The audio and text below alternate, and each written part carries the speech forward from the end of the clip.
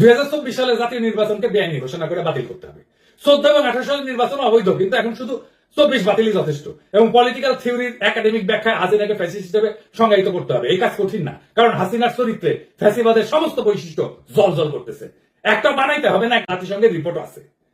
আজ যারা প্রশ্ন তোলে শহীদের রক্ত কোথায়, আজ যারা আজও বলে আদালতের রায় ছাড়া খুনি বলা যাবে না, তারা আজও ফ্যাসিস্টদের জন্য মঞ্চ খুঁজে। তাদের জবাব খুব সোজা, শহীদের রক্ত আমাদের পায়ের নিচে, খুনের গন্ধ বাতাসে, বিপ্লবের আগুন এখনো গল গল করে ফুটতেছে। বিচার আসবে পরে, কিন্তু বিপ্লবের ন্যায় ইনসাফ আগে, আইন পরে, জীবন আগে, শাসন পরে, মুক্তি আগে।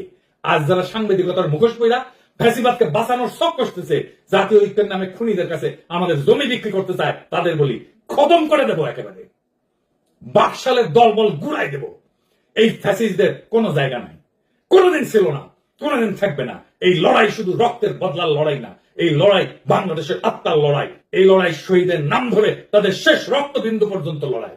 আজ যারা পুলিশ হত্যার বুলি আওড়ায়, যারা এই বিপ্লবের রক্তপাতের মাঝে দখলদার বাহিনীর কান্না কাঁদে, তাদের বলি পুলিশ খুনের মামলা চাইলে আগে স্বীকার করো হাসিনা ছিল দখলদার, হাসিনার বাহিনী ছিল মাফিয়া, এরা ছিল জনগণের শত্রু। জনগণের আত্মরক্ষা কখনো খুন হয় না, জনগণের প্রতিরোধ কখনো অপরাধ হয় না।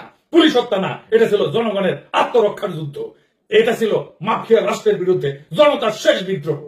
ফ্যাসিস্টকে স্পেস দেওয়া মানে নিজের কবর খোঁড়া। আমরা সেই কবর খুঁড়বো না, নিজের কবর নিজে খুঁড়বো না। আমরা লড়বো, আমরা জিতবো। এলাহি ভরসা, রক্তে আগুন, আকাশে শপথ। বাংলাদেশ বাঁচবে, বিপ্লব বাঁচবে।